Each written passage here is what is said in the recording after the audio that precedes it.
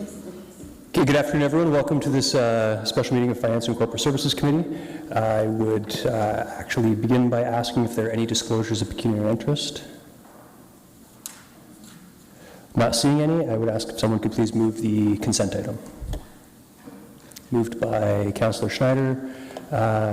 Question, Councillor Chapman? Okay, actually, sorry, before we take the question, though, you do have to move a motion to take it out of consent, so I presume you're moving that motion? Sure. Yeah, okay. So the motion is to move the single item out of consent. Those in favor? And any opposed? None opposed. Councillor Chapman, when you're ready. Yeah, I just have a question about the accessibility plan. And my question has to do with the, it says that there was, it was included in the capital budget, but I just wondered what those financial implications were. Hi, through the chair. Can you repeat the question, please? Sorry, I was sort of in transit. In the report, it refers to the spending coming out of the capital budget, but it doesn't specify what that expense was, so I was just wondering if you had details of that. Sure, absolutely. Through the chair, we have an annual corporate accessibility fund. It's $75,000 a year to support the delivery of the legislation, meeting the requirements, as well as projects that come up, one-time projects or concerns residents bring forward. So as an example, in 2022, we funded the improvements to Harry Class Pool, which was accessible parking and improvements to the entrance. This year, we're still working with GRAC, but one of the items that we're looking at is an accessibility guidelines for the entire corporation that will look at the interior of buildings as well as the exterior and will support the planning document. So we're still working on that for 2023, but that's with GRAC. Great. And I know you guys do wonderful work with GRAC. So my other question is related to that. Are there any attempts to collaborate beyond just with what's done with GRAC and to try to proactively try to recruit people to be on the other advisory committees? Now, it could be as a joint project with GRAC, but is that being done, or maybe it's already being done? Sure, through the chair. And just to clarify the question, when you say other advisory committees, you mean all of the corporate and looking at accessibility and equity seeking individuals on our groups, right? Yeah. I know that there was a project started within Clerks and Corporate Services. That was during the pandemic, but I will look maybe for assistance on that one because I'm not sure where we are with that project. I'll look to Ms. Robb, thank you.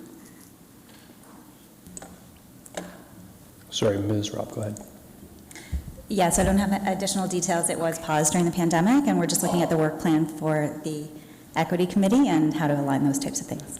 Okay, that's all. Thank you very much, and thanks for the work that you do. No problem, thank you. Okay, thank you very much. So it's been moved. Those in favor?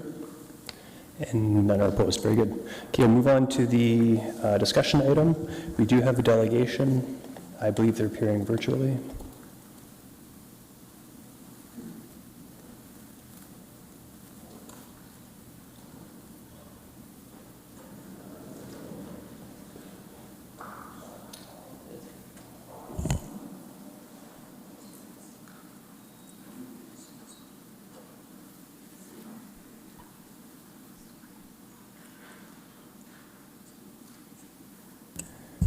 Okay, apologies, I do have a disclaimer, I guess speech ahead of time has to be read. I will not be holding a public hearing of a development charges complaint under the Development Charges Act. Under the Act, a person who is required to pay a development charge may complain to the council of the municipality imposing the development charges. Kitchener Council has delegated the authority for holding a complaint hearing to this committee.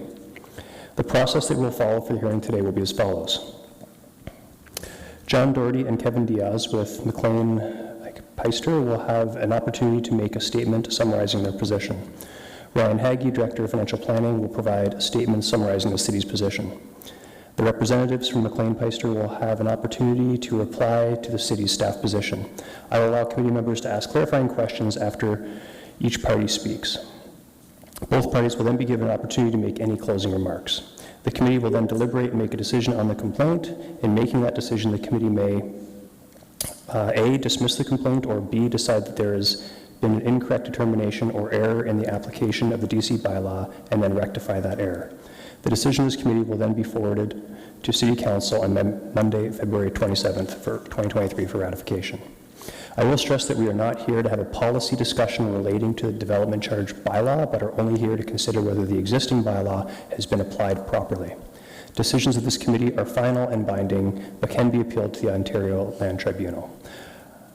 With that, I will call on John Doherty and Kevin Diaz for the presentation. Gentlemen, when you're ready. Thank you, Mr. Chairman.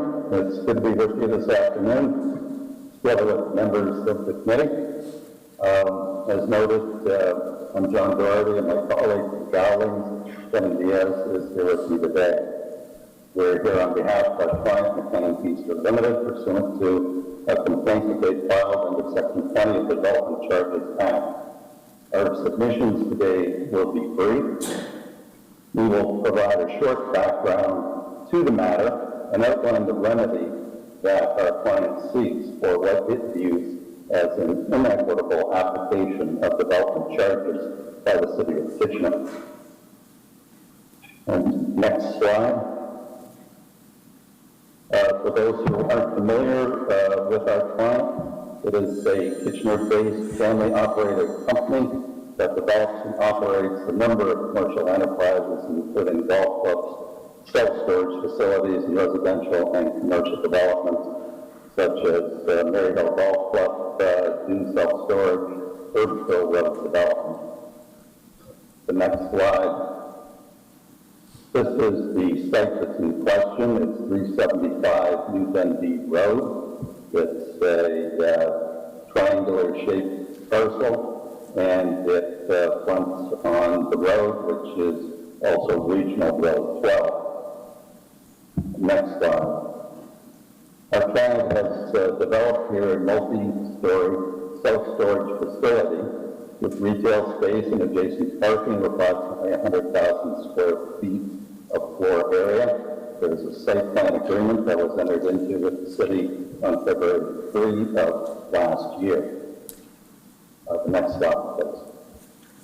This is an excerpt from the site plan agreement that shows the detailed site plan for this site. And the next slide as well shows that in a single slide to identify the property. Forward to the next slide. Again, this is more detailed. It shows the development that is underway at this location. The development charges in issue here relate to the city's charge. These were issued on July 29th of last year. Our client was invoiced, which included $422,000 by the City of Kitchener. Next slide, please. The region in issuing this used non-residential general services plus water for their DC rate. The city used non-residential, no sanitary suburban DC rate. The invoice was paid on August 25th of last year under protest, and a building permit issued subsequently for a multi-story industrial self-storage facility. Next slide. So there's no municipal water services at this property line, which is unusual, yet the DC rates included water as if it were available. In our initial complaint letter to the city, I would also note that part of our complaint related to the region's decision not to apply the 60% industrial building discount to the non-residential rate. This no longer forms part of the basis of our client's complaint, and additionally, we have withdrawn our complaint regarding the sanitary service charges. Rather, the basis remains the rate applied and the lack of a credit or any form of compensation with regards to the 200 millimeter water main installed by McKinnon Feaster. It's important to note that the water services were available, not available at the property line, and yet our client was charged these water services rates. Further, we understand that the client was not permitted to connect to the region's 450 millimeter water main on New Dundee Road, although we understand that a neighboring residential property on New Dundee was offered the opportunity to do so at 525 New Dundee Road. And so for our client to have water services here, it had to connect to the city's 300 millimeter water main at Pinnacle Drive and bring a 200 millimeter water main across New Dundee Road to its property line. Next slide, please.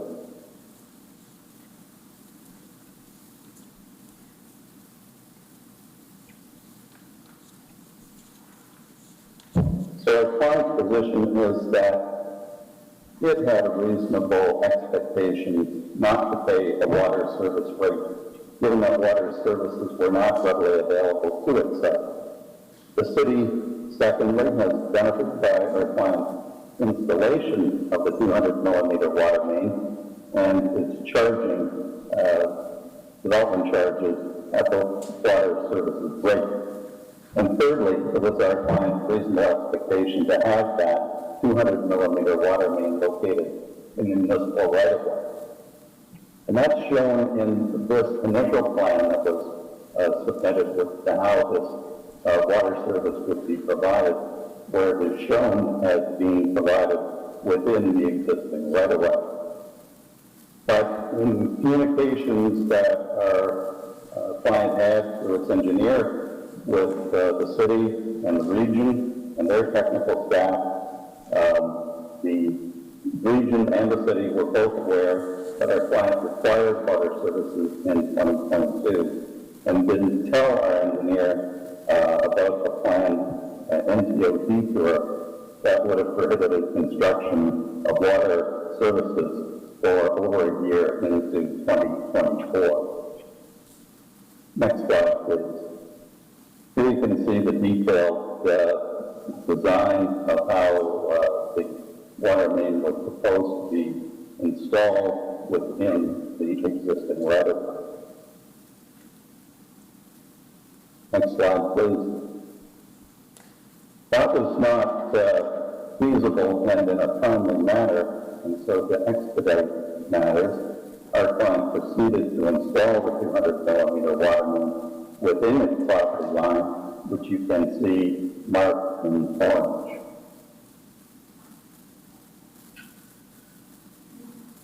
Next slide, please. Here you can also see the connection into the development on the property, and in purple is the extension across New Dundee Road.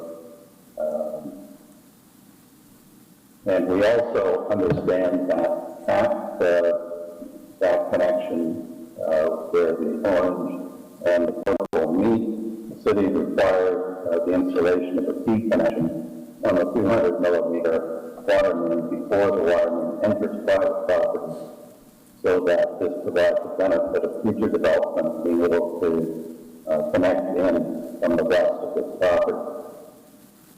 We understand the city now owns that 200 millimeter water main crossing New Dundee Road, as marked in purple. Next slide, please. And I think we've covered this one. We can go to the next slide. So the supply of private land is not the presumption on which development charges are contemplated for the installation of public services.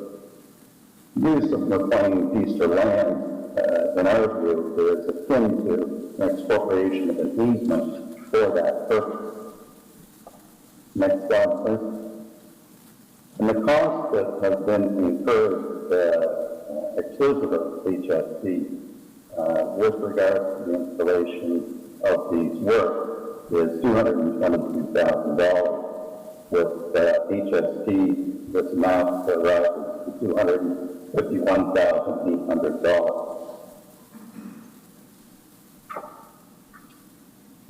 The next slide, please. So the basis in law of the complaint Section 38 of the Development Charges Act allows for a credit. And in the circumstances where a municipality agrees to allow a person to perform work that relates to a service to which a development charge bylaw relates, then the municipality shall give the person a credit towards the development charge in accordance with the agreement. The amount of the credit is the reasonable cost of doing the work as agreed by the municipality and the person who is to be given the credit. This principle of the Development Charges Act is reflected further in the region's bylaw on the next slide.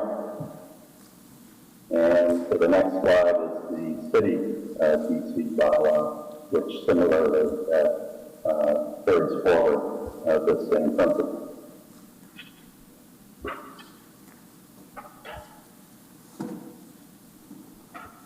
We go to the next slide.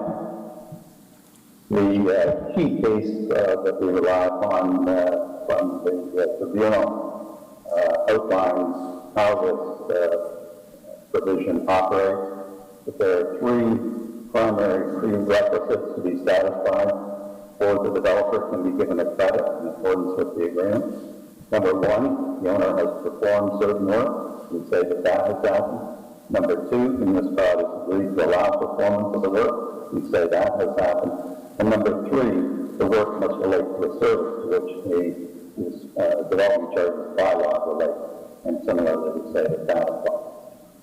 And as noted in the Phantom Development case, this doesn't require a written agreement to provide the DC credit, but rather it has allowed the work to be performed by the owner, demonstrated by some manner of conduct, be it formalized agreement, an oral agreement, or the circumstances of the arrangement relating to the work.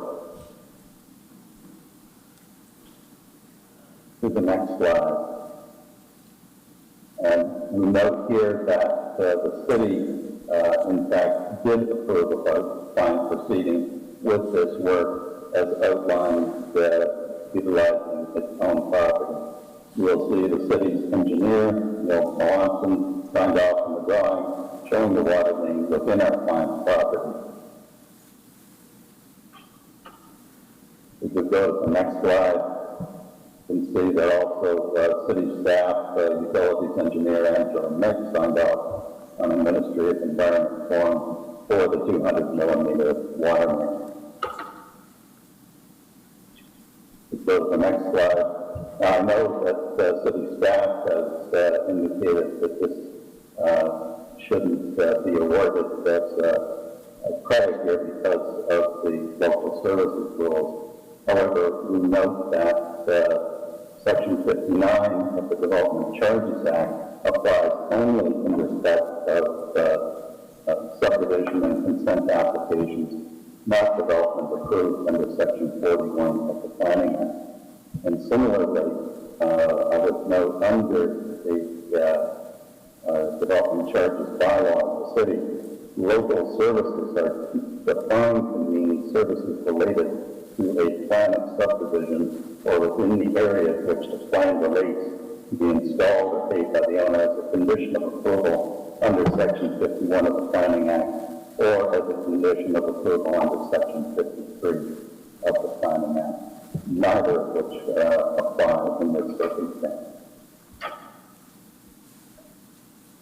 If we go to the next slide then. Accordingly, to that end, our client seeks the following remedy, in that the city has benefited by way of, firstly, charging a water rate where water services were not available. Secondly, obtaining a benefit by way of a water main installed on private property that it doesn't have to maintain. Thirdly, obtaining the benefit of a T connection at no cost that will service future properties to the west. And fourth, obtaining a free 200 millimeter water main that can now service properties on the south side of New Dundee Road, all of which cost our client approximately $250,000 to install and will incur further future maintenance costs. Accordingly, we submit that we have satisfied the threefold test in the Phantom Development space. If the owner has performed certain work, the municipality has agreed to allow performance of the work, and that work relates to a service to which a development charge bylaw relates. Accordingly, we ask for a credit for the property of $251,800, which is the plus HST amount as the reasonable cost during the work and for the benefit received by way of the installed key connection that will service future development to the west. And in addition, we submit that we should also be entitled to a credit either the compensation for the land that has been utilized and encumbered now by this service, and we calculated that value on the basis of a standard 50% value for an easement at $750,000 per acre rate for the land area involved, and $45,000 for estimated future maintenance costs. Alternatively, our client would be prepared to enter into an agreement, provide for the city to have the easement and to assume the ownership and the future maintenance obligations for that water main pertaining for that property, as we have determined for this value. So with those remarks, Mr. Chairman, we submit that we have met the threefold test for credit pursuant to Section 38 of the development charges, and this would be appropriate to avoid an inequitable double counting for the provision of water services that it has had to pay for and install on its own land. Thank you, Mr. Chairman. Thank you. Will Mr. Diaz be speaking as well, or is he just here in support? No. Those are our remarks. Very good. So I would look to committee if there are any, as per the outline, if there are any clarifying questions.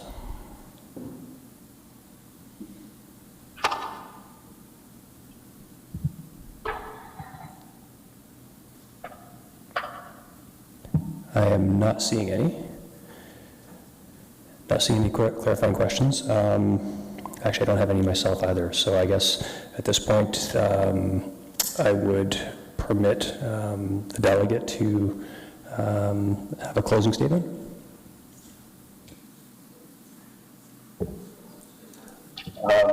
Sorry, if you could just hold on for just 1 second. Staff's going to speak to us. Sure. Thank you, Mr. Chair. Just on behalf of the city, I'd like to note that it's staff's recommendation that committee dismiss the complaint regarding development charges at this location, 375 New Dundee Road. First, I'd like to address the issues noted in the original complaint and then the revised complaint. So to note, the original formal complaint was received by the city and the Region of Waterloo in October of 2022. The letter laid out 3 specific issues, which are addressed in the staff report. The report provides evidence that supports staff's recommendation to dismiss the complaint. But again, just to summarize, the first issue is solely related to the Region of Waterloo, and so staff are not commenting on that. For information of the committee, the Region of Waterloo had their meeting last week. They considered these same issues last Tuesday and approved their staff's recommendation to dismiss the complaint. The second issue says that a DC credit should be provided for the 200 millimeter water service line and the septic system installed in support of the development. The staff report notes that under the definitions included in the city's local service guidelines, which were specifically developed to provide clarity for these types of situations, a water line of 200 millimeters is not a DC eligible item and would be considered a local service and therefore the responsibility of the developer. The third issue says that the city says that the DC rate should be reduced because some services are not being used. The staff report notes that the most applicable rate was used. It was a reduced rate, and that no other reduced rate exists. The revised complaint was received by the city this past Friday in the afternoon and presented here today. The new complaint now seeks a credit of $222,000 for the 200 millimeter water service line, and as was noted by the delegate, they've removed the cost of the septic system from the original complaint. The fact still remains that the water line is not a DC eligible item, as it's below the size thresholds in our local service guidelines, and as such, it's the responsibility of the developer. The complaint also seeks compensation of up to $100,000 for the water line on the developer's property. Staff would like to note that this is not even something that could be considered as part of this hearing, as it's not a remedy available under Section 20 of the DC Act, which is the basis of this hearing. So in closing, the scope of the hearing is quite narrow. Committee must look at the DC bylaw and determine whether it was applied correctly for the property in question, and it's staff's position that it was. The rate used to determine the charge was the most applicable rate, and no credit should be given for a local water service installed to enable development at the far end of the developer's property. Based on the facts, it's staff's recommendation to dismiss the complaint. Thank you, Mr. Aggie, and just by way of nod, sorry, so was that your comment and your closing statement as well, or should I go back Yes. to both? Thank you very much. Okay, thank you, and then I will go back to the delegate for any closing statement. Thank you, Mr. Chairman. We just reiterate, I think we respond to the points related to local service, that that's not applicable in this circumstance, given it's a site plan matter only, and that credit should be issued as requested. Thank you. Thank you, and I guess I actually just would ask staff then, with relation to the recommendation before us, does recommendation need to be changed based on the changes with the new request for the easement, et cetera? Mr. Hagee? No, the recommendation can still stand that any complaint be dismissed. Thank you very much. So I would look at this point for questions or a motion. Mayor Rabinovich? Thank you, Mr. Chair. And so I think based on the information that's been presented to us by both parties, I'd move that the complaint of McLean Peaster Limited in relation to the City of Kitchener's development charges imposed for its development at 375 New Dundee Road as set out in report finance-2023-064 be dismissed. Thank you. Any discussion? I'm not seeing any. Those in favor? And that carries unanimously. Thank you, everyone. That concludes all the finance and corporate services, as I understand, so we will reconvene at 5 p.m., I believe, for community infrastructure services. Councillor Johnson. Thank you. Thanks, everybody.